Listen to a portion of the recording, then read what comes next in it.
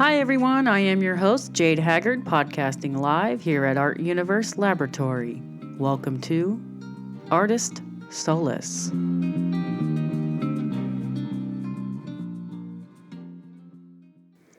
Hello again, and thanks for listening. This is episode 2 of Artist Solace, an interview with Cory Seitz. Cory is an Indianapolis, Indiana native and is currently pursuing his bachelor's degree in music therapy. He also performs solo acoustic guitar music throughout the city. I had the pleasure of attending one of his live performances recently, and I must say, he is talented with a unique sound and style. Cory also works full-time as an AV technician and is also the father of 1-year-old twin boys. He's juggling a lot of responsibilities right now, which makes him admirable and inspiring as an artist. You can find him on SoundCloud, Reverb Nation, and Facebook. Go online and search Cory Seitz Music, Seitz spelled S-I-T-E-S,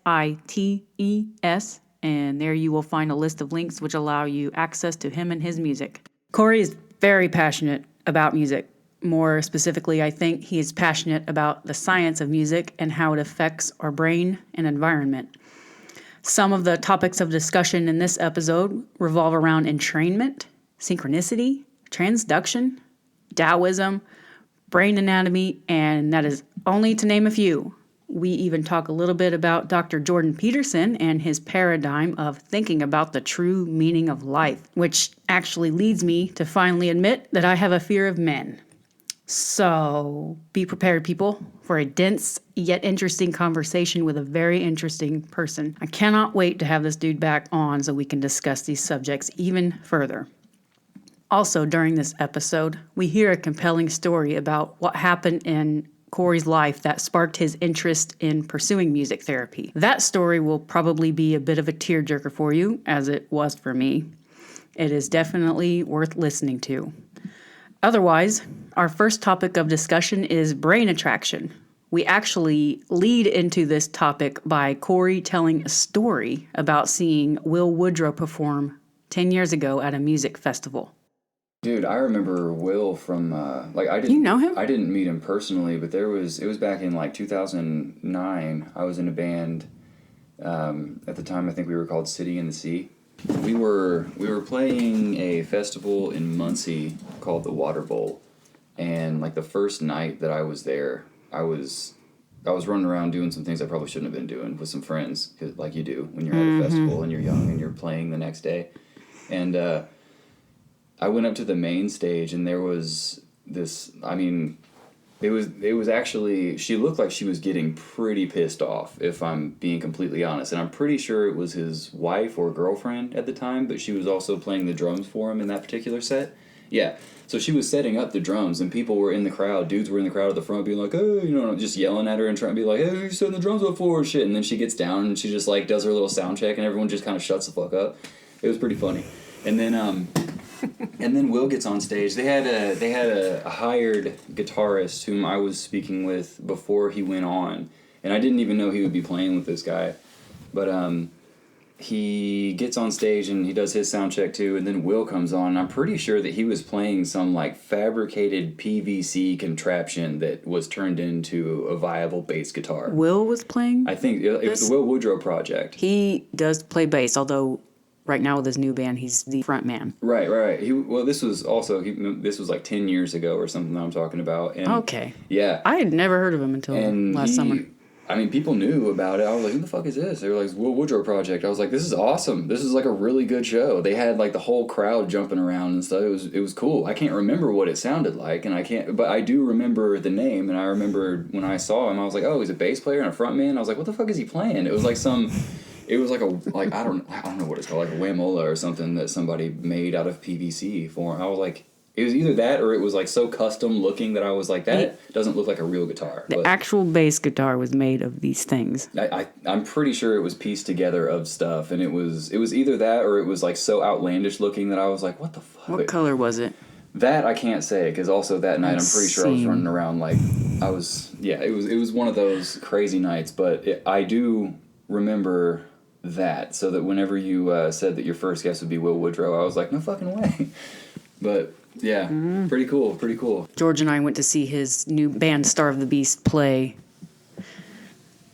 about 2 weeks ago at some bar downtown, and I told him I would go, so we went to meet him. Right. And we chatted with him for a minute, and I'd never met him before, but he seemed pretty serious about what he was doing, and Oh, for sure.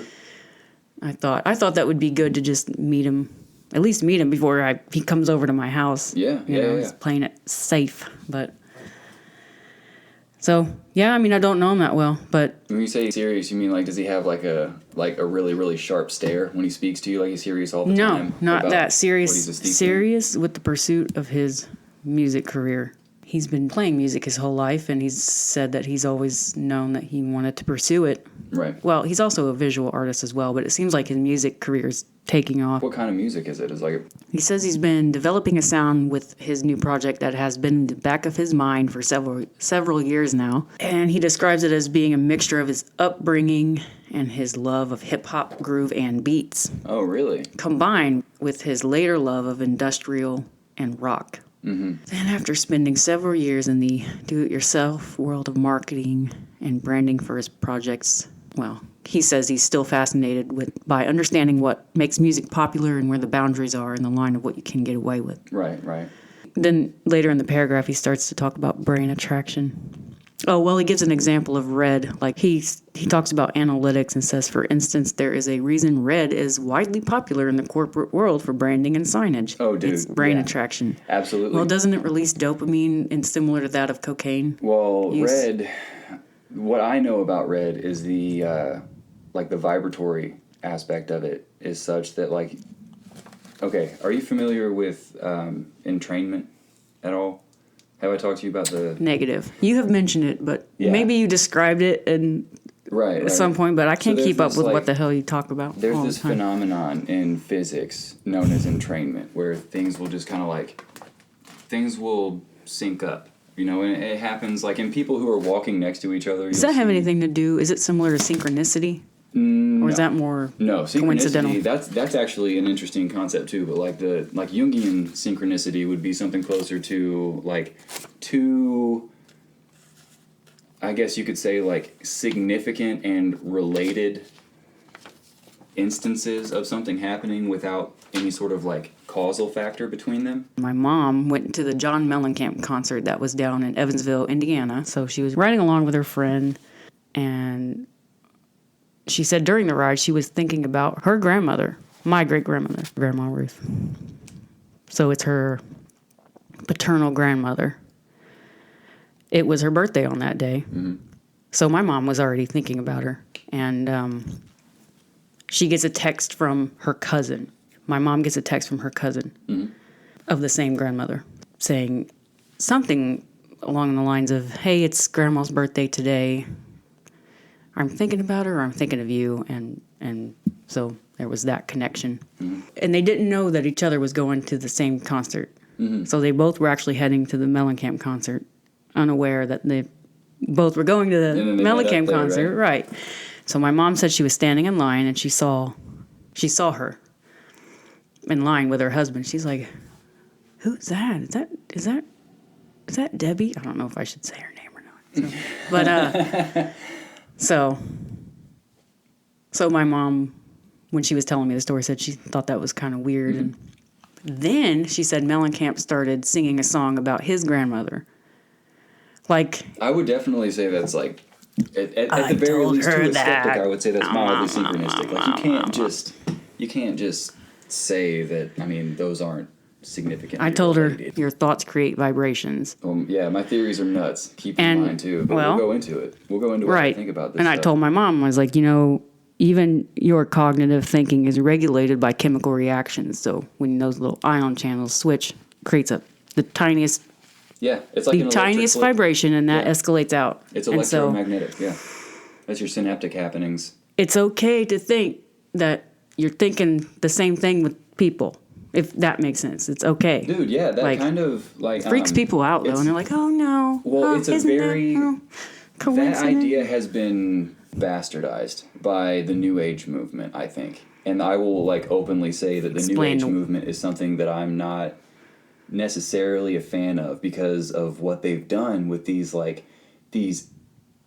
ancient philosophies that pertain to our place in the ecology of things and how the environment in which we live, we're inside of this like plasmic field, right, which is teeming with energy. And energy itself is measured in terms of vibration, and as best I can deduce or surmise, a vibration is just condensed information, right? So the energy that rests at the core of everything is in itself information, which says that it is one thing and not another. And I know I'm getting pretty abstract, but I can't help but think that there's some sort of intelligence to what can be likened to this programming that exists at the core of everything. And, you know, it essentially gives birth to everything. It's like the Tao, right? I do consider myself to be a Taoist. Explain Tao to me. Well, Taoism is a first of all, it's a beautiful philosophy. I would never consider it like a religious teaching. It's not a school. It's not anything to be followed like that. Actually, I think it's, and this I can't help but sound like super pretentious saying that I think, you know what I mean? But really, if you think about like the things that Tao Te Ching says, to sit there and do anything to try and get in line with the Tao goes like directly opposite of what the Tao is and what it means.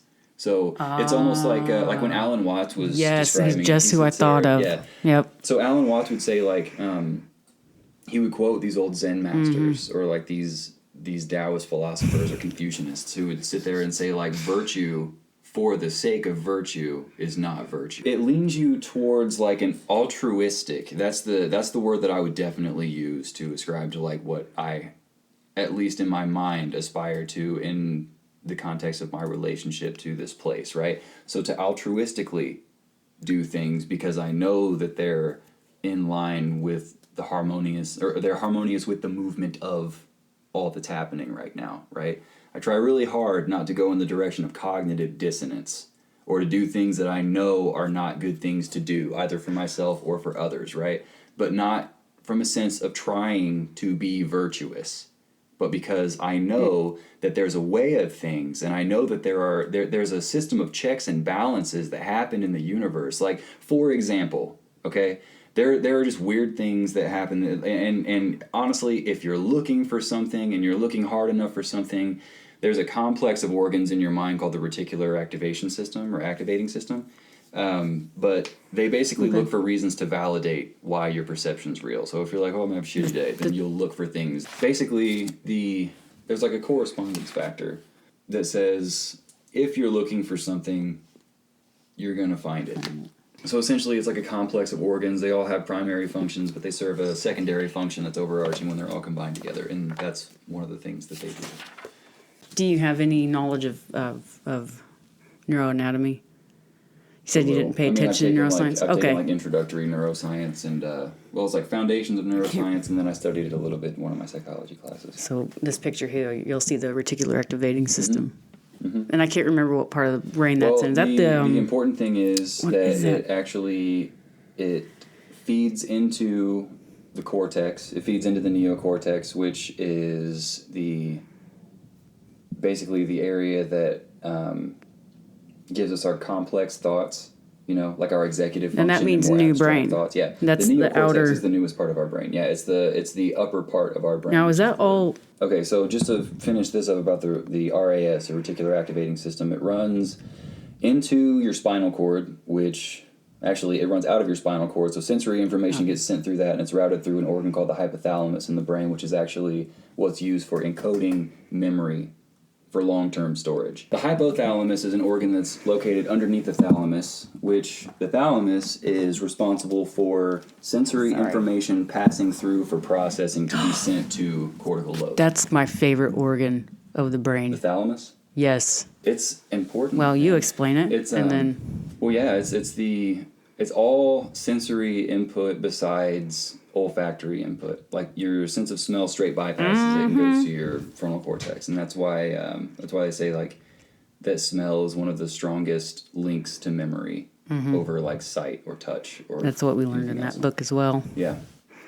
Yeah. So I just, whenever I learned about the thalamus, I just thought it was really interesting because if you imagine all of your sensory organs, such as your eyes, your ears,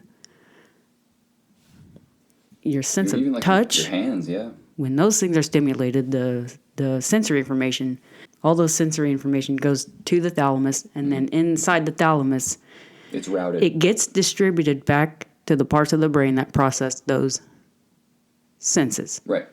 Right. Like if light hits your retina, one of the one of the jobs of your retina is to convert electromagnetic energetic waves into like an electrochemical happening. It's absolutely what the insane, fuck man. is When I going on? was first getting into neuroscience, it was in a psychology course. It was just like one of the chapters of a psychology course, and I actually had to build a model of a neuron and explain like what the neuron was, what's the axon, what's the myelin sheath, what are the dendrites, what do they do, and so I got a pretty good crash course on how our brain communicates with our body as far as relaying sensory information from the outside world, and then it turns it into this sort of like potentiality for us to act upon that, right? So there was that in a psychology course that I studied like the anatomy of a neuron and the function of a neuron.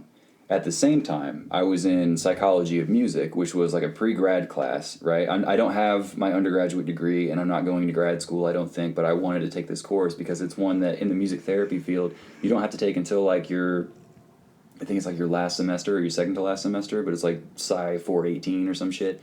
And it was psychology of music. So is it an upper level course if it's in the 400s? Yeah, and I remember there was a hierarchy. I was so into it, man, because the book was so dense. You know what I mean? It was one of those where like I would read one chapter and like most of the way through it, I would just be like, I would be tired. Like, and that's what I really like is books like that. But in learning about the anatomy of a neuron and a basic overview of psychoacoustics, and then a more in-depth view of psychoacoustics and psychology of music, that basically validated the first law of thermodynamics for me, in that energy is neither created nor destroyed. It's always, it's constantly like, the word for it is transduced. That's another word that I learned whenever I was studying microphones, is that they have a transducer. To take an audio wave, like a sound wave, it hits the diaphragm of a microphone, is passed through a transducer, and when it is sent through the cord, it's converted from an audio wave into an electrical signal. What is the transducer composed of? That I cannot say. Is it a magnet? I think it has something to do with magnets. I'm sure that we could look it up, but the process of transduction itself is something that's just fascinating to me, because it's like energy being converted into another form of energy. And if you see our bodies and the way that they interact with this environment from like an ecological perspective. Isn't that what happens in your eardrums? Oh, absolutely. Is that transduction? Yeah. So you have an audio wave or a sound wave come into, like, your ear works as a funnel. This part of your ear right here that actually captures the sound wave is called the pinna, P-I-N-A. Okay. And it funnels the sound into your ear canal, right? That hits your eardrum, it's your tympanic membrane, like a timpani drum. Mm-hmm. It vibrates. It causes these little bones inside of your ear on the other side. They're called, I believe they're called ossicles. They vibrate, and they will send a wave through an organ called a cochlea in your inner ear that's filled with fluid, and it's round like a snail's shell, right? And on the inside tract of this round organ, you have a bunch of little fibers, little hairs, right? And they're awash in this fluid. So the ossicles will trigger a wave to go through your cochlea, and it will basically hit the resonant frequency of certain fibers in your ear. And that is how you pick up what frequencies are going on in the room or what's contained within the sound, right? So, and as you get older too, you have, I can't remember if this is called tinnitus. Tinnitus, right? Yeah. One of the fallout characteristics of that is that, like, you'll get this hard ringing in one of your ears, right? So what I learned from a professor of mine when I was studying that shit is that whenever you hear one of these high-pitched rings, that's actually one of the fibers inside of your cochlea laying down and will forever be down, and you just lost that frequency. And it happens as you get older. That's why when you get older, your ears ring. You're losing frequencies in your cochlea. I took care of an elderly man for mostly the last 2 years of his life who was a well-known jazz musician around the state of Indiana. He had this machine he would turn on when his tinnitus was bothering him. It was supposed to quell the torture of the sound or something. It's probably a phasing thing that he was doing. Because if you, that's what it sounded like. Okay, well, that could either be like white noise or pink noise or something. He always attributed it to his tinnitus. Yeah. Well, and what the hell did I know? You have this thing called a phase, right? If you were to take an audio file and put it into a program and then copy that audio file, but on the copy you completely reverse the phase, I'm pretty sure you would have absolutely no sound. Reverse the phase? Yeah. Like you look at the sine wave and you just reverse it and basically play it at the same time as the other one. You can do that in a DAW, yeah. And then it'll cancel out the sound, basically. It's like a fraction canceling out. In a DAW, so... Digital audio workspace. Any kind of recording program. Dude, I thought you said DOLL. Right. I was like, I thought of it they as soon do as I that said stuff it in a DAW? No. Makes sense. Is that for kids with tinnitus or what? Yeah, it's digital audio workspace. Audio workspace. Mm-hmm. It's all about transduction. I'm looking for the diagram of an eardrum. You see, I love it, man. It looks like a little band. Look at it. It looks like instruments to me. It's so interesting the way these things are shaped. Yep. And then to talk about the transduction process being complete, once it exits the cochlea, it's sent as an electrical wave through your auditory nerve. It's mechanoreceptors then are regulating that electrical impulse too. Because since sound is the vibration and it's already there, then the mechanoreceptors function just to move up and down. Whereas, say with vision... Oh, the visual transduction process is nuts. Like it's different. So, and that takes light.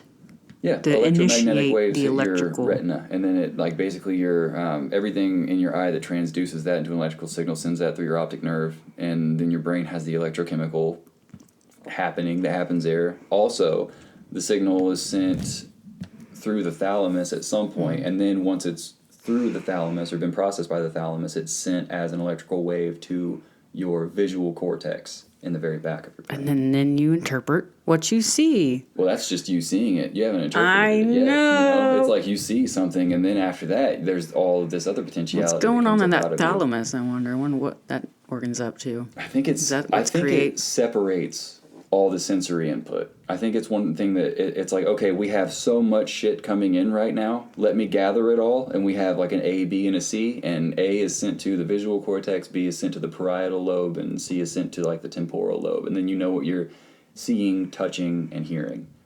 You know. You don't think he's in there trying to manipulate what we see? I don't know, man. I think the RAS has something to do with it. I think there's a base reality, you know. But I think that there's... Reticulum activating system. Or activation system. Activation system. Yeah, reticular activation system. Yeah, crazy organ. Again, I am not an expert. You're still aware of these things that are going on, and you can associate them with other things that are going on that are freaky similar. Oh, dude, for sure. I do it all the time. I sit there. I'll be standing in line at the gas station being like, dude... The world is the craziest fucking place. And I look around at these kids whenever I'm in, I don't look at kids, but when I'm in classes, right? Because I go to school for my undergrad, but I'm also 29, so I'm around a bunch of people who are like 10 years younger than me, right? So when I was looking into the anatomy of a neuron and finding out how it all worked, I was the one in my group that actually built the whole neuron and explained it, because when I was reading it, I was like, what the fuck? I was like, this is so cool. And they're like, where are we going to go drink tonight, guys? I don't even know what kind of conversations people have, but I was sitting there being like, do you guys not realize that this is like some of the most spiritual shit that any of us have ever learned, ever? I think they should... make a law to where you cannot go to college unless you're 25. Dude, your brain doesn't really stop developing significantly until you're about 25. Your brain is not even fully functional. It's like there was on that note, there was a kind of, it was like a borderline philosophical question that my one of my professors, like a lifespan class I was taking, She was at the end of a lecture. She was like, "Okay, now what age do you think people should be able to get married?" That's what she said. And I, just in a small group discussion, was like, "Whenever you're fucking old enough to know better." That was my answer. It wasn't like a number or anything. And they're like, "What do you mean by that?" I was like, "Well, I think that in order to get married and have it be successful, your value systems need to line up, right?" With the other person. Exactly. So your value systems need to line up. So since the brain does not really stop significantly developing until about 25, there's a lot of change happening that's not just with your biology. There's a lot of changes happening with your perception. Also, at 18, you might be considered like a legal adult, right? But that's for most people right when they get turned out into the world. And it takes about 4 or 5 years to build up credit and get crushed by it to really understand how to carry yourself as a person. You gotta get in this place. Breakups, man. And Yeah, there's not even and like death of friends and family members, or like losing a job, or like battling with addiction or depression or addiction, yep. Being fucking evicted, or or being just screwed over by somebody, trusting someone that you shouldn't have trusted. You know what I mean? There's Also, a lot of things. Even moving out of a small town into a big town. Right. In my case. Right. And it's one of those things where you are not in the right state of mind to make any decisions about how you can care for the community, because you can't even sort your own shit out. Right. So it's like to understand what your utility should be, right? Because the definition of a thing is like, I think a definition is best crafted out of something's function, right? And if you can't define who you are, that might mean that you don't have an ultimate function, which means you don't really have like a speciality, which means you're not going to be of like utmost use to people unless you figure out how to be. And at 19, unless 20, you learn 21, how to, I didn't know how to do that. Like contend with your own family and make sure that you're able to do that. That's where it and starts. That's good advice. That's where it from starts, Dr. man. Peterson. He's like, it's a resonant truth. You know what I mean? When someone speaks the truth, regardless of if someone's familiar with the concepts, like there's something about the truth that is just eternal in the sense that like what's true when you hear it, and that's something that people even listening to this right now might be like, what? But when it comes to the way that you should conduct yourself, right?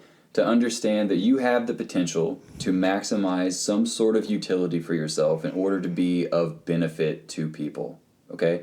Like I was talking to a guy that I work with. He, in one conversation, he thought that I was a nihilist, and he let me know it, and I was like, fucking what? Like, you think I'm a nihilist? And I see why, and he told me why, because it's just the way that I carry myself and the way that I talk to my crew at work, and but I was like, what's an example of why he thought you were a nihilist? I think it's because of like how deeply cynical I can be. And I don't have any like specific examples of it, but when he told me that he thought I was a nihilist, I was like, hold on a second. Stop working. Let's go talk about this. Let's sort this out now. Philosophical conversation coming on, bitch.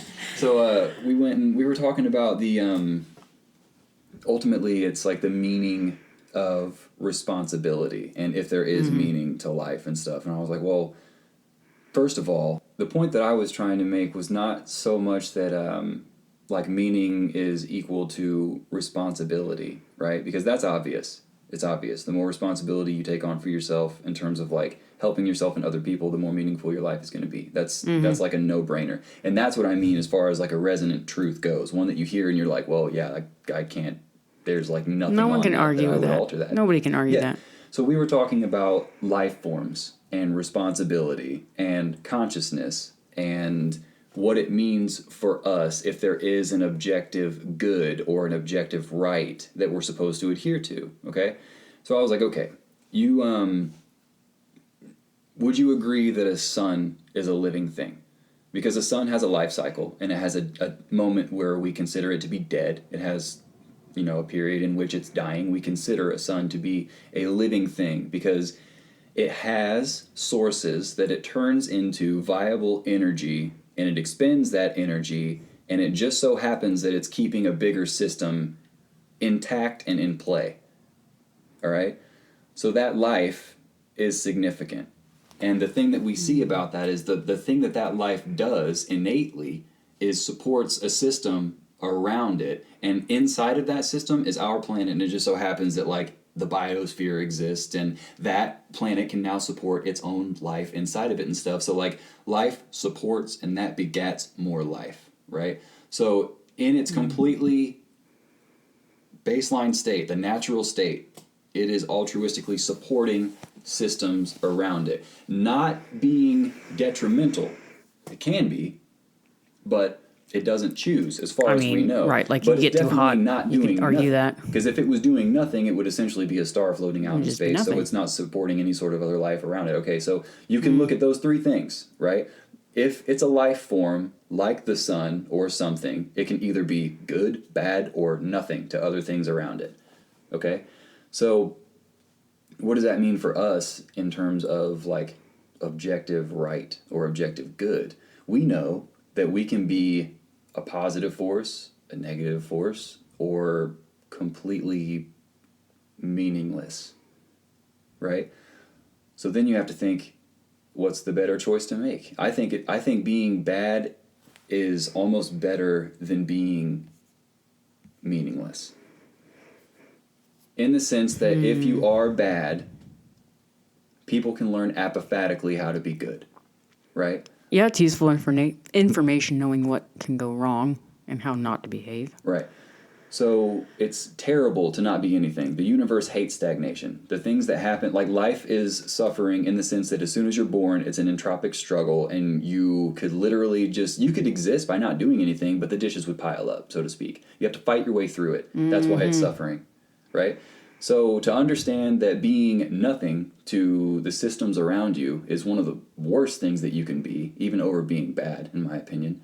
Or you could be bad, or you can look at what the ultimate good is, and the difference between us and a sun is that we get to make the choice as to what we're going to be. So responsibility lies in turning yourself into something that not only supports systems, but is of the utmost benefit to everything in that system, whether it's people or, constituent parts of, like, a company or an enterprise or whatever, to be the best version of yourself that you can be, not for yourself, but for the benefit of others, is the ultimate responsibility of all of us in this place. And it's hard to understand what that means and how to do it. That's why we all need to take it upon ourselves to ask ourselves real questions and explore our interests and not run. The thing not to do is get on Facebook and not do anything that day. The thing not to do is sit and watch Netflix and just chill out. I don't want to make it sound like I don't do anything to unwind. But, you know what I mean? Right, there's people that just, that's all they do, and there's nothing, they're not doing anything meaningful. So I like that. And there's so much meaning to be had in meaningful. life. Because I have this thought that when I actually get my undergraduate, I either want to go into something along the lines of mental health. Mm-hmm. And I have my own reasons for wanting to do that. Mm-hmm. But also I could see myself going into hospice and palliative care. Mm-hmm. Because I have a little bit of experience with that as well, in taking care of my grandmother. I was living with her just, like, in between places, not because of any, like, financial hardship that I'd fallen upon, but my lease was up, and the girl I was with at the time, I split with her, but I got a dog, and it was a pit bull, so I couldn't have her in any apartment, so I hit up my grandparents and was like, hey, do you care if I crash here for a while? I just got this dog, I didn't really think about it, but I can't get rid of her, and they were like, yeah, that's fine. So How old were you when you did that? 23. How long did you stay there? Until I was 25. She was like the matriarch of our family, and matriarch as in like, if there was a family gathering going on, it was at her place, and everyone knew you needed to go because you didn't want to upset Mary. Mm-hmm. So, and it wasn't out of, like, fear, but it was because, like, it was just a mad degree of respect. Like, all the grandkids and everything, she knew all of us personally. She took the time to get to know all of us personally, and she also had this fantastic way of, like, instead of telling us how things were, she would ask us questions as to why we thought things were the way that they were. So I would largely attribute, like, to her that I'm such a thinker anyway. But I was living there, and she had already had, like, I believe she had a bout with melanoma a while ago, like years and years and years ago. And What's melanoma? skin cancer. Cancer, okay. Yeah, and then also, I believe I heard my mom and aunts, and I'm weird in the sense that I don't ever look into people's history in my family. I just know them for who they are, and I guess like I have a lot of questions about them that I just never ask. But I think she had breast cancer as well, so it was like melanoma and breast cancer, and she survived both of them. But when I was 24, like right when I was 24, she was diagnosed with stage 4 lung cancer. Might have been stage 3 at first, then moved to stage 4, but it was. Did she smoke? She used to. She used to a long time ago. Yeah. Those things creep back, Like when I was back a up kid, when you're man. old, yeah, dude. when I was like 2, I remember her sitting there smoking, and it was just it wasn't a fucking thing, man. Like there was a smoking section at Right. Shoney's My grandma and was stuff, like that you know. too. She used to smoke. It's bizarre to think of that because my grandma survived like a, oh God, Dude, my some grandpa, kind of surgery, he's still heart kicking. surgery. He had like he smoked cigarettes since he was like 11 years old. Never got cancer. COPD, best believe it, but no cancer. But So anyway, your grandma. oh yeah. She was diagnosed with that around about January of 2014, and then I ended up You're like for her 3 birthday years. that year. My family, like my cousins and my aunt and my mom, they wanted us all to get together, and like since I'm the musician of the family, they wanted us to play and sing to her. They wanted us to sing "You Are My Sunshine" because that's what she used to carry us around, all like singing that to us. We all knew it, and we all got together for like a little powwow session. I pulled up the song, played it, and pulled up the lyrics, and just gave everybody a copy of the lyrics. And was like, "Here you go, just sing the chorus with me if you don't know the verse." And the day that it came to do it, it was like March 9th of 2014. It was her birthday. Kind of tricked her into it. She was just it was at her house. She was up in the living room, and I just kind of slipped away and grabbed my guitar, and everybody just kind of like slowly gathered in the living room and stuff. And then I came up the stairs playing it and tried singing it, and it was one of the hardest things that I had ever tried to do in terms of performing, was playing the song that my grandmother used to sing to me as a baby when I knew that she had a terminal illness, and this is why we were doing it for her birthday, right? Her condition worsened, as it is likely to do, and I recorded a version of that song, which is actually played when she passed away. There was they were kind enough in the funeral home to play I put the MP3 file I think on a disc, and I just gave it to them, and they played that throughout. Where was she buried? She was cremated. Or whatever. Yeah, she was Where'd you have the cremated. funeral It was service? It was like Wilson St. Pierre in Greenwood. When did she pass away? It was December 18th, 2014. Okay. Yeah. Yeah, it was like a week after my birthday. A whole year.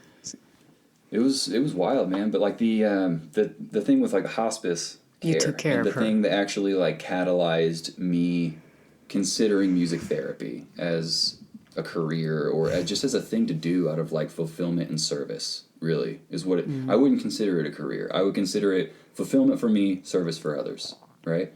And if I can see it like that and I actually enjoy what I'm doing, then the career aspect is just going to fall into place, and I'll be getting paid to do what I love to do, and that's great.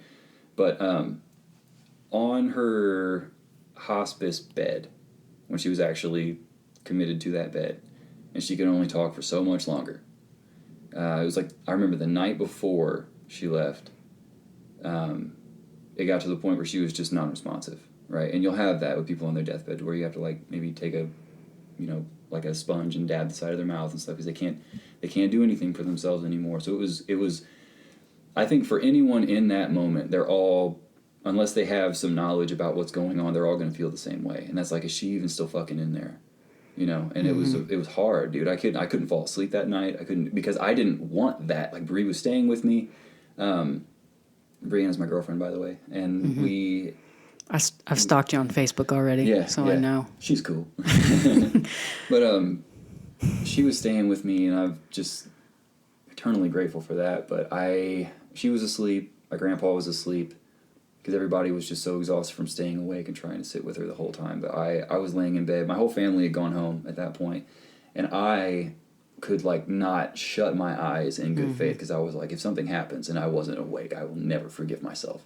So I stayed up and sat next to her bed and stuff and just kind of like, I watched her for a while. Like, I want to say like 2 hours. It was like from 4 a.m. Thinking to about like 6 a.m. something or just Thinking, thinking. Or, I was seeing my entire life up until that point happen, you know? And I was just watching her breathe. But the next day, when I tried to go to work, the whole family came over. I got a call. Don't even remember from who, but I got a call that it was time, and I walked out of my job. I went home.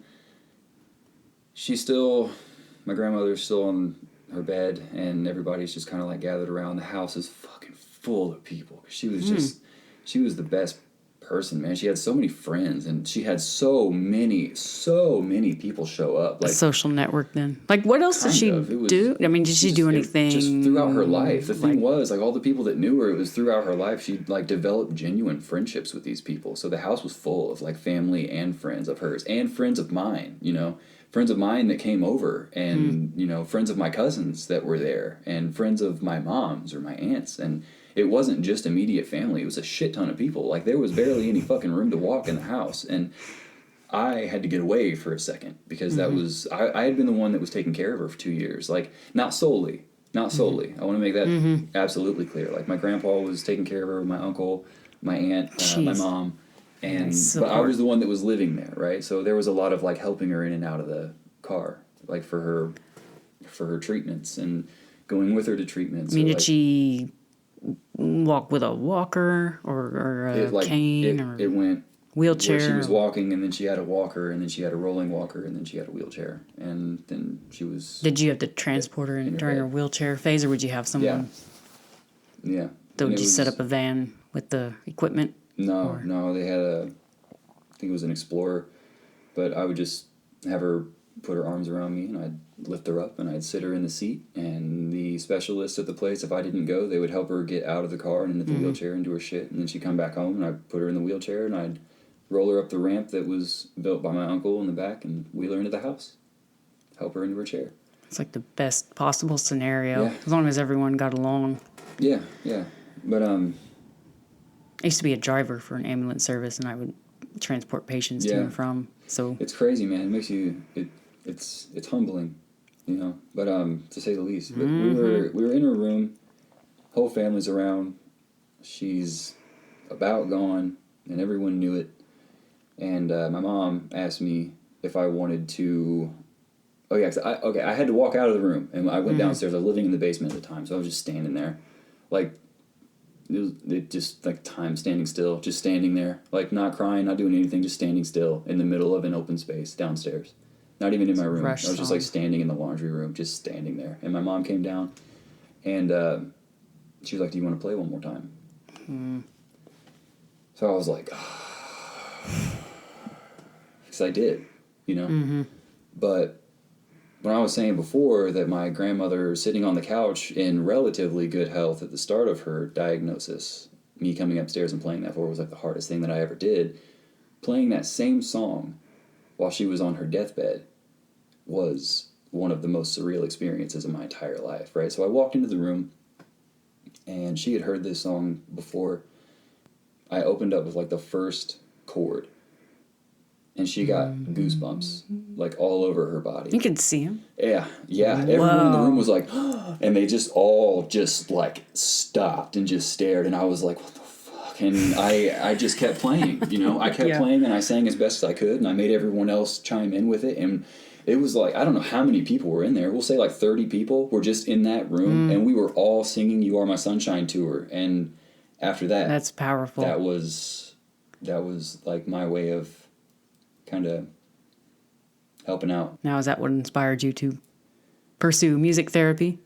That was before I went back to school. Eventually, though? Yeah, maybe? That was probably the spring before I actually went back to school. And when I went back to school, I got into certain concepts and information, like I got into the ideas of like synchronicity and that kind of rabbit hole. The summer before you went back? Yeah. You said you got interested in it these changed things. me, man. It totally changed me to where I was much more apt to like stop and stare at the world and evaluate what I was seeing and question why certain things were happening in front of me. Were you depressed at that point? Maybe. It was bittersweet knowing that she didn't have to like fight, she didn't have to suffer anymore, but it was extremely bitter because of all the like, what could I have done, you know, or like, what am I doing now? That was really what it was. It was more internalized, and it was turned upon myself because there was something that I took from that. There was something I took from that was like every single conversation that she and I had ever had, where I was expressing my frustrations or concerns with things that were really just out of my control. And she would be like, you need to let go, you know? Wow. She would always talk the most sense into me, and I never wanted to listen when I was younger, but whenever she passed away, that's when I really started to pay attention to the stuff that she and I would talk about. And then I would look around, and I would never, like, compare or diminish anyone else's perception in, like, a state of suffering. You know what I mean? But as agonizing as that might have been for me, I don't really remember how agonizing that was, because the whole time I was thinking I have a job to do. And I do think that played into my perspective now, which is like, I don't care how much I'm hurting about something. I have a job to do. You know, especially now, because I have, you know, with my sons, you know, and being in school full time and working full time, and I'm actually shooting for like a supervisor position in my job, but having like one income and supporting a family of 4 until Bree's comfortable enough with like the boys being able to talk, to put them in daycare so we can know if something happens. And then, you know, she wants to go back to, anytime she wants to go back to work, I'm totally cool with that. What does she do? Or where? What's She her actually, she took a little break from school, but she went to Purdue, and she's like a few credits away from getting an organizational leadership degree. Dude, when I talked to her, whenever we first ran into each other and like we got to like hanging out and stuff, the conversations that we would have, she's an inspiring person. She's an inspiring person, for sure. She sees the world like I just don't. And I've learned a lot from her over the years in terms of like using logic and foresight and not being so impetuous or impulsive or emotionally driven about things. Does she read Jordan Peterson at all? Oh, she knows like all about Jordan Peterson. Okay. Like, not just because I've told her about it, but because sometimes we would sit there and just pull up one of his like for a while, we pulled up his biblical series, and we just listened to each of those while we were making breakfast for the boys in the morning, and just sitting there listening. She grew up Lutheran, and she was in Catholic school, and then went Lutheran, and then I didn't grow up in that. So it's very interesting to me, but it's interesting to her to be able to hear those stories from a new perspective, I guess. Yeah, for the record, I'm a huge Jordan Peterson fan. Oh, I know, I see it. I've read through it too. I thought about reading it again just to remind myself, because the advice is so sound, you know. His advice really works. That's why we're here. And yeah, shout out to Dr. Jordan Peterson. I want to meet him someday, and that's why I'm doing this too. That I would love to ask him personally. Like I've listened to a lot of his like the lectures that he's published from his courses, right? And I think a lot of them have like really shitty titles because he's not the one who publishes a lot of his stuff out there. He has his own channel, you know, and the stuff that you would find on his channel, they're pretty appropriately titled, each individual video. But there are some things like I think there was one like whenever I'm at work, you know, I'll put on one of his videos on like the YouTube app. And the thing the YouTube app does is it automatically pulls up like another video that's associated with it. So a lot of these that I heard, it wasn't because I was searching for individual ones, but because I was listening for like an extended amount of time. And some of these things that I've seen on there are like one was like success with women or something like that, or like women want a type want of a strong, competent man, basically, or did they? Basically, you know what I mean. And coming out and saying that in this day and age. That's something that, okay, I will say, like, from reading his book and from listening to the lectures that he's actually published on his own page, I think that he has more sense than to make a title that could be so easily misconstrued, right? So a lot of but also there are interviews out there where you can see him kind of like lose his cool or whatever, and it's understandable. I would lose my fucking cool too if certain people like kind of like bait and switch you in an interview to where they get you in there and you're like when he was talking about what was her name, Kathy Newman interview. I haven't seen that one yet. Well, but I've heard him talk about it. Yeah, he talks about how like he showed up and she was all nice and formal, and then as soon as the camera went on, she just switched and she had her own agenda, and that's out there. That's with everybody, you know what I mean? But and he told me, he also on Joe Rogan, he talked about this interview he did where it was with GQ. I can't remember the lady's name. I can think of why, but so she was mean at the get-go. Really? I've watched a few of the like. She set the mood immediately. He said that educates so and so, those kind of videos. Yeah. Or like the ones where like he'll say something to like some SJW type, and the video will stop and it'll be like blah blah blah blah, and it'll like put like some fake digitized like sunglasses and like a cigarette and a hat. I've seen that. That shit's funny, dude. And the ones with Ben Shapiro, I don't agree with everything Shapiro says. I haven't seen those either. But he's a very, I mean, he's. I wouldn't debate him. I wouldn't debate him. Peterson or Shapiro? Either of them. Like I can say that there are certain things that like I wouldn't want to. It's actually been kind of relieving for me as a female, actually, and I think that's why I'm so drawn to it, because I feel like I am a pretty logical person, and all of the things he's been talking about have kind of, I feel like I've had them instinctually in the back of my head as thoughts. Right. I want to do things just because I'm interested in them, not because I want to compete with men. Right. And I think I was believing that I should think that. I would kind of think to myself, like, man, I can't pursue physics because I'm a female, or I can't try to create this invention because I'm a female, or, you know, like, not even that I really believe in, but I think something would just... Like you soaked up the stigma. Yeah. Yeah. Yeah. Even playing in a band. Oh, like, dude, I remember from being in high school finding that, like, most bands that I would see, the girl was either the singer or the bass player. You know what I mean? That's not me saying anything about who should play what, but there were, like, stereotypical, like, it's like, and honestly saying it, I feel like it sounds kind of ignorant to say, but I think people who were in bands in high school would know what I'm talking about. Like, there's, and actually, no, I don't even want to say that anymore, because I know plenty of girls who play guitar who are fucking awesome at it. And even a couple drummers, I mean, I don't even really play drums, so they would just completely blow me out of the water. But there were, so I redact that statement. But I will say the reason that I brought that up is because I asked it was a young lady that I was friends with in high school if she wanted to play bass for a band that I was starting. And I got fucking reamed by her. Because she didn't want to be the stereotypical female bass player. You know what I mean? She's like... I didn't know that was a thing. I didn't know it was a thing at the time either. And I think that's something that always stuck with me. That's why I brought it up. But and she was a good friend of mine. And I was just like, damn, dude, I didn't know that was a thing. I don't know. But bringing up something about soaking up the stigma, that is, girls don't typically go into STEM fields. And I didn't realize how much... I was just hypnotized by that, because it's like, obviously I have all these things that show my interest, and I just don't for sure fucking pursue it. I don't know, man. Like, am I scared of men? It's annoying when men hit on me. And I just don't really understand it. Well, so I would get, like, say if I showed interest in music to somebody, I would just, like, get hit on, and I think they would think that I wanted something from them, and like any they would type act of, like, in a way. Genuine interest that you show in something is almost like to them a segue into. Because maybe my interests are more masculine, so to speak. Because I'm like, I think about science and invention, and Dr. Peterson's paradigm of thinking, as I like to call it, has kind of been a relief for me. Mm-hmm.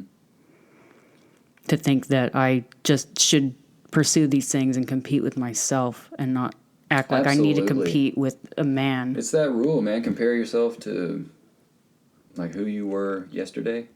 I just want to make sure I'm not doing it to prove that I'm better than a man, and then, you know. Right. Like, you don't want that to be, like, your reason for why you do something. Because it's so much better to have, like, a genuine interest in what you're doing, to the extent that you block out. I wasn't sitting there playing guitar for, 8-9 hours any given day throughout, like, my middle school and high school life, and even, like, right after high school and right after, like, dropping out of college and stuff. Like, I played the shit out of my guitar, but I wasn't reading books on classical theory. I wasn't looking up like how to work jazz modes. I wasn't doing anything like that. I was exploring my own voice on the guitar and how I went from playing in, my room to playing just with friends in their basements to putting together like some makeshift little band type of setup and then actually getting into a band and playing on stages and then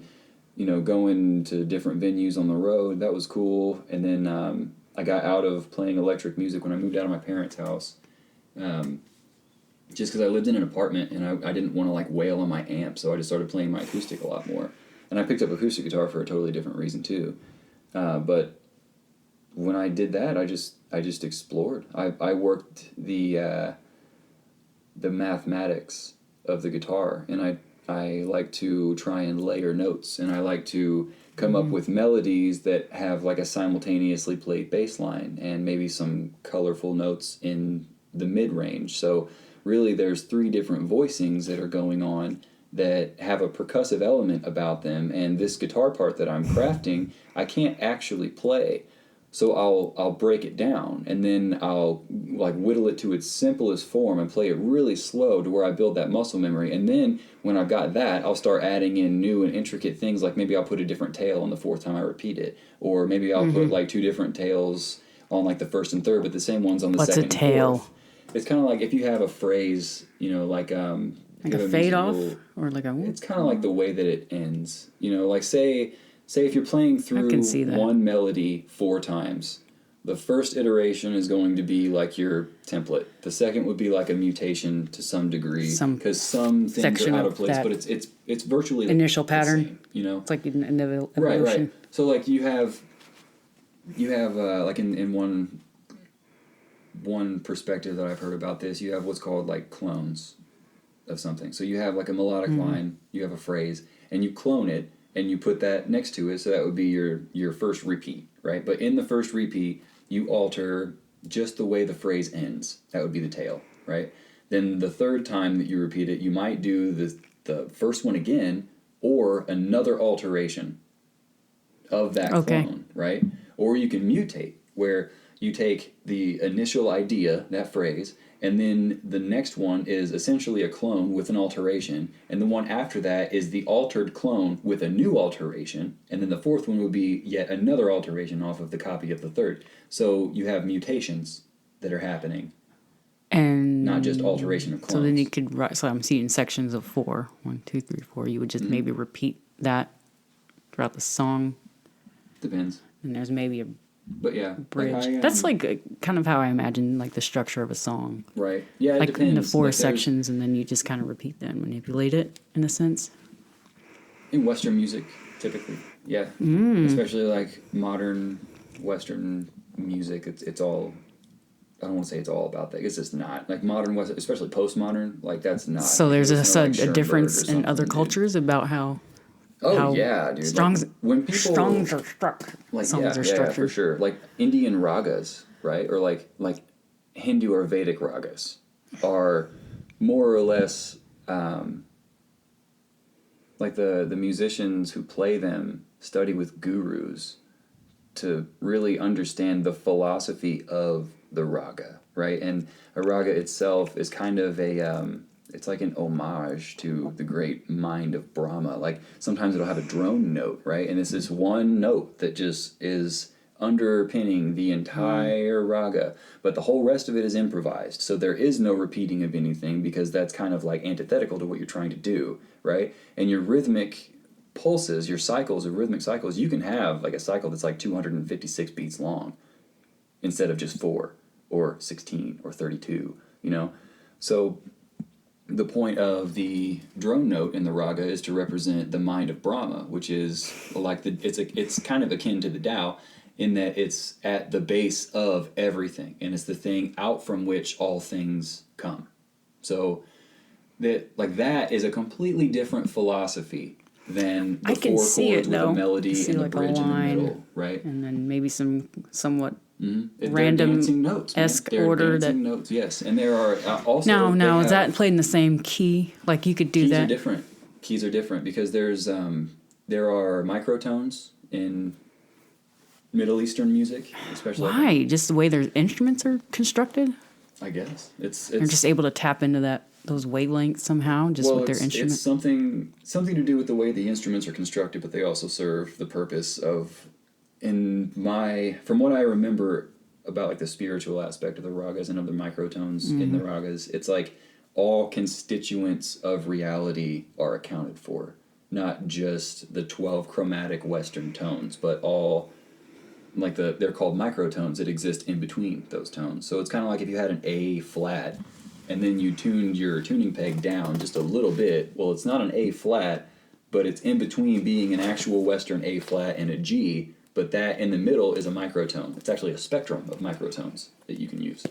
But it's, I don't know, it's just interesting stuff. And then if you get into like Quranic practices, you know, one thing that I read, it was in a world music course that I took, I really enjoyed because it actually broke down how music, I don't believe music is a universal language. It's a tool for communication, and in that sense it's a universal language, but it does not have the same meaning across cultures because Quranic music is actually seen as a religious practice. So for a Westerner to play a traditional Quranic piece of music, first of all, if you're if you're not part of like the Islamic or if you're not part of the Quranic faith, that's disrespectful.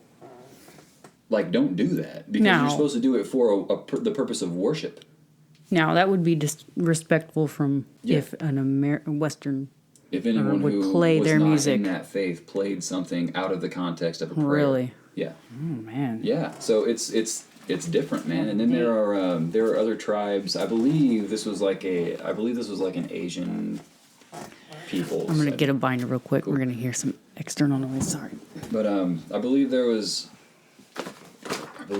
was in Asia. I don't know if it was in Asia or if it was in the Middle East or where it was. But basically, it was an indigenous culture that had their own connotative meaning for the music that they played, in the sense that, like in our, Western sense, a major scale and a minor scale will sound either happy or sad, right? Mm-hmm. And it's often associated with sad. Like if a song's in A minor, like, let's see, like Hurt, Trent Reznor, Johnny Cash. It's a very sad sounding song. That is. Oh, God. Yeah, that's just A minor. So a song in A major might be You Are My Sunshine, depending on what key you put it in, and it's happy sounding, right? That's to us. But there are other cultures that would say that an ascending melody, regardless of the mode, is happy. So you could actually play a minor scale from the root up, and somebody in the West would be like, that's a minor scale, that's sad. But in this culture, because you went from the bottom up in tone, that's happy. But if you start high and you work your way down low, regardless of what mode you're playing, so you can play a major scale down, and that's a happy major scale to a Westerner, but to this particular people, that is sad. So it's not universal. That depends on intervals and what direction they're going, right? That's interesting. It doesn't depend on the spacing between the intervals, like Western music does. I wonder if then, because of that, their I want to say ear systems are wired differently than ours. I wonder if different cultures. I wonder. Perspective thing. I've heard that there are people. Well, don't you think if they are able to play those microtones, like in Indian, they're sensitive to it, like then Hindu music, yeah.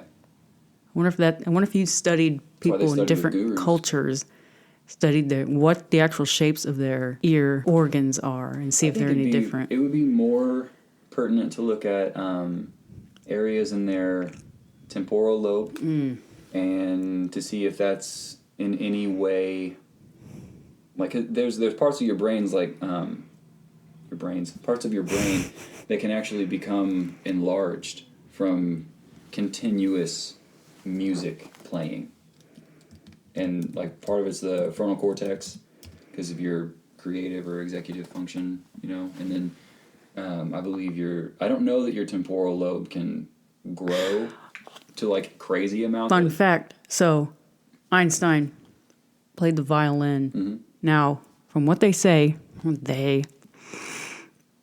after they did a study on his brain, they found out his temporal lobe had a lot of pruning had an advanced amount of neuronal pruning. Yeah. Are you familiar with that? Yeah, I can see that. Yeah, pruning. And so would they be kind like, of may attribute that to his like because genius. You're born with basically it.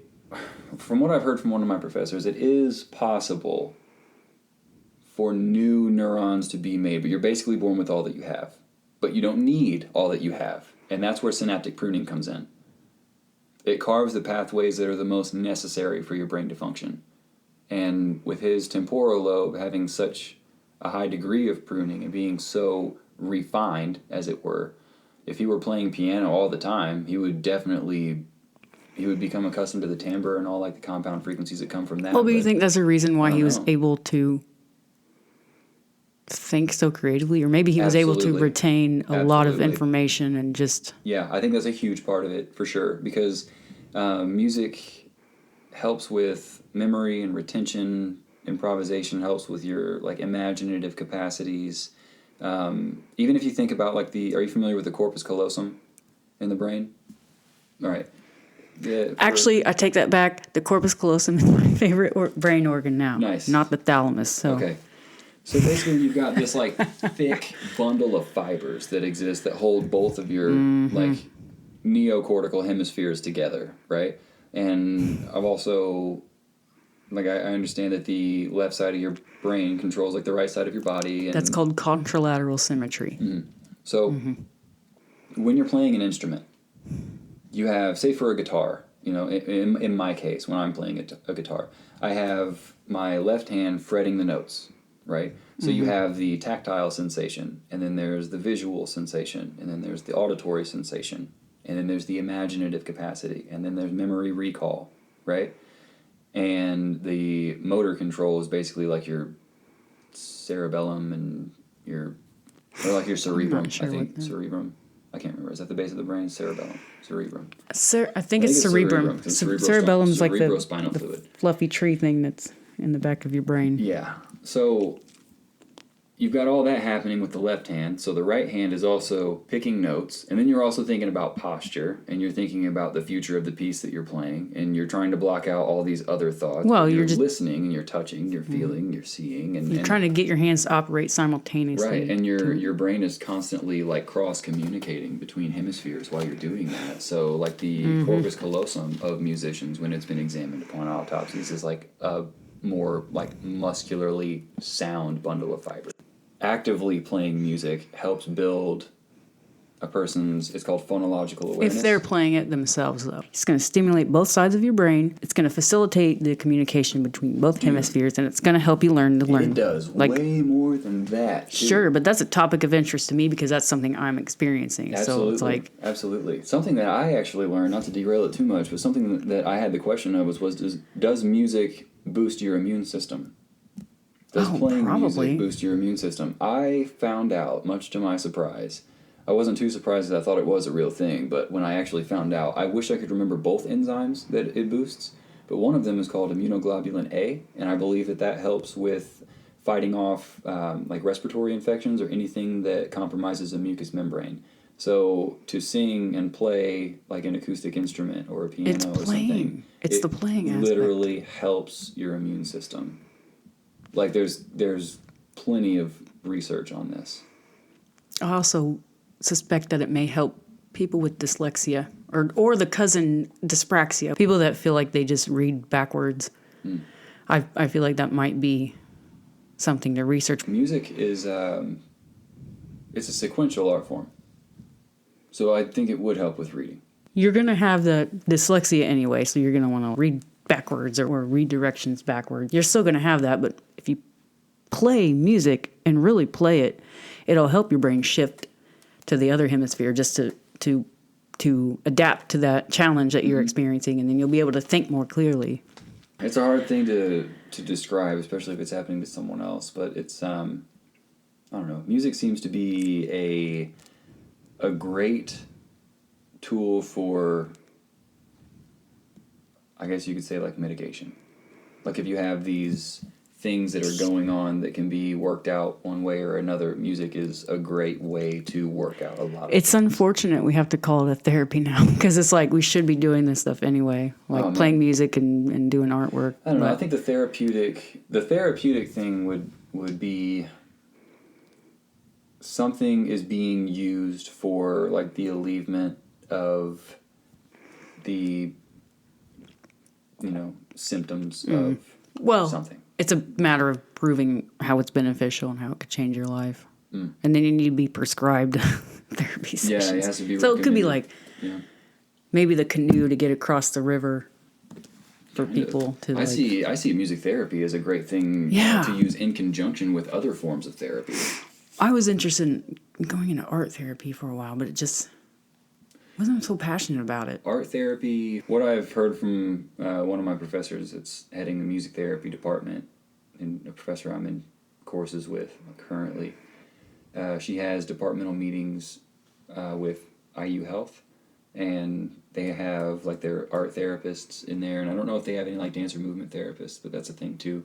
And from what she said, from what I've gathered, music therapy is an art therapy, but it's like the most scientific of the arts therapies.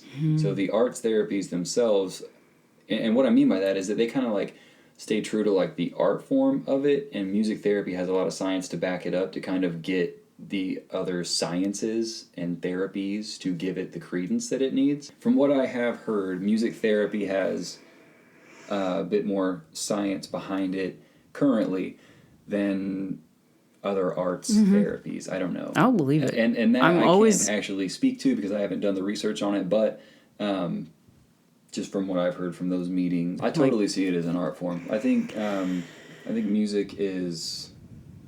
Well, music itself is not an art form. Music is the organization of tones in space and time. Right. It's not visual. It seems like... Well, the art form comes from the creative output that is music used as a medium for expression, right? Music itself is kind of a thing of its own. It's a concept of its own. Okay, right? that makes sense because you're just talking about sound. If you're breaking down music, ultimately, like music itself is organized sound. It's organized in some way. Even if it's not organized, it is an organizational pattern of sorts. If it's randomized, that's still containment because it happens within a given span of time. So it's random within parameters. So it's contained. Like if you listen to, like I said, Schoenberg before. I don't know if you've ever listened to him, but around like the postmodern era, they did this thing where they tried, some composers, they tried to do this thing, and quite successfully, I might add, of deviating away from traditional Western harmony, right? So one thing that was developed was a 12-tone row, and the row itself contains all of the chromatic tones. So in Western music, there are 12 tones. You'll notice like in an octave span, there are 12 keys. So all of those are contained, and all of them are used before any of them are repeated. And if you don't know what you're listening to, it sounds awful. Okay, explain this again. So, who is making this music? People like Schoenberg. Now, who is Schoenberg? Is he German? I believe. Well, I know he was like European, but I don't Schoenberg remember if he's like German sounds like or a Austrian German. or I guess anything, that could be similar. Yeah. And I wish I could remember more of the composers. It was in like my 4th level theory class. We were studying this music. Schoenberg. And I was like, what the fuck is this? What year? What year is this? Like 1920s. Now he was doing what? Like pretty much atonal music, like without any sort of tonality or tonal center to it. And it Did it have structure still? It did. It had a profound structure. Actually, it was one of those things. The first time I listened to it, I was like, what? This isn't music. It sounds like honestly, it sounds like someone with a blindfold on plucking away at a piano in the dark who has never played piano before. And I was like, this is dumb. But then I had to evaluate it, and I found that once you go through, you take a given like 5-line staff section, count out 12 notes, find the order that those notes are in, and then look again through the next 12-line section to see what order those notes are in. If they're directly opposite of each other, you just found one of your rows. And you not only found your primary row, but you found retrograde. Or you found an inversion and you found retrograde inversion. It's set up in what's known as a matrix. And it is a very, very mathematically crafted type of music. But it was actually considered... You finally lost me there. It was considered for like high society intellectuals. Is really what that was. Yeah. Holy shit. And I had now, was he playing, is this on... Like piano? Or regular... Now, are Western pianos similar to European pianos? Or? Oh, yeah. Yeah, there's something called standard or equal temperament. Now, was he playing this Yeah, it was written on a regular piano? And you can find his scores, his pieces, his PDFs, and you can find people who have actually played his pieces, and it sounds like it's not outlandish because they are... Like, now, if you get into outlandish music, that would be like John Cage. John Cage actually... Sounds like a Mortal Kombat character. Right. But his philosophy behind making music is what made his entire self and all of his pieces so interesting. But he would do stuff like... I think he was part of a project with a Japanese artist where they took a bunch of little boats and they had tiny little battery powered or somehow powered almost like battery packs, right? And in these little boats they put little TVs with like staticky images on it, and each TV had its own little battery pack, and they sent those boats like down a river. And I think it was him. If it wasn't him, it was someone like Laurie Anderson or something who was into that, like performance art type of stuff. But John Cage wasn't so much performance art. But he did stuff like that, or he would organize these pieces that were like not even traditionally written out, but you would have like one guy, like it would all be held like in a concert hall. But one thing that you have is like a phone sitting on a little nightstand, and then you have another guy over at the corner of the stage with a giant mirror and hammer. And then you have other people with just random shit. And then everyone would be triggered at certain times to have like these random things occur, and those were considered instrumental sounds. John Cage is the one who came up with, I think it's called 444 or 333, something, or like it's 3 minutes of silence or 4 minutes of silence, and literally like the entire score is like rest notes. And a pianist would come out onto a stage, set up the music, sit down, and then sit there while counting to the tempo and turning pages. And it would just be complete silence from the piano and from the actual instrumentalist. The real happening that was supposed to be paid attention to were the noises in the audience. Because at first, people kind of sat there patiently waiting. And then they got kind of like, what is this? And then they got kind of tense. And then they got kind of jokey. And then they kind of just sat back in it. And one thing that you could notice is that the breathing in the room changes. You know what I mean? It's kind of like this... It's like the whole crowd is in sway together. And John Cage showed people that by making a composed piece that was literally just like 3 or 4 minutes of complete silence. We were setting up for the Music for All banquet on Saturday, which is set up for about 3,500. Like honor students. Yeah, musicians. Yeah. I love them. They're messy, but I love them. Yeah, they're great. I kind of feed off their energy. They were literally like all over the hotel playing and just playing in stairwells and shit. Yeah. I heard this one saxophone solo coming out of a stairwell, and I was like, God damn. Like, these kids are awesome. So we were setting up. So we had a very limited amount of servers to set up that banquet. And there was a symphony something playing on the radio that seemed to, from my perspective, pump me the fuck up. And I was like dancing around the table. You're talking about that entrainment aspect again. It's the ISO principle. Everybody else had that same kind of feeling. Even my partner was like, I feel anxious right now. I was like, I'm kind of pumped. And then another one of my really good friends, she was on the other side of the room, and she said she felt that same way. She was like, I was just like ready to It's And I was like, tempo. what are those Marquis guys doing up there? No, Or it maybe- wasn't us. It was it was actually are the this group, AV whenever men? they came in, they got with us and the IT department to actually take a CD that they had, a couple CDs, and they wanted to patch in, like a little CD player radio into the house sound and play it throughout the hotel, and that's what they chose to play. But an interesting thing about that is that there are a couple things that I could say about it. First of all, the company Muzak, like M-U-Z-A-K, I believe, it was founded, developed, whatever, after the First World War.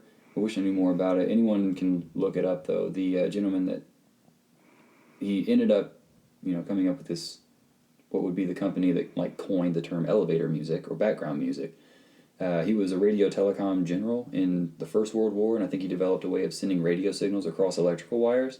But the modern radio was already becoming a thing, so he like kind of changed its purpose. And one of the areas that it was used, as far as like the whole background music thing, like this was all like a testing thing. It all comes together in the end, but basically Empire State Building was fairly new. People were uneasy about getting into a little bird cage and being hoisted like 30 plus stories into the air by a steel cable.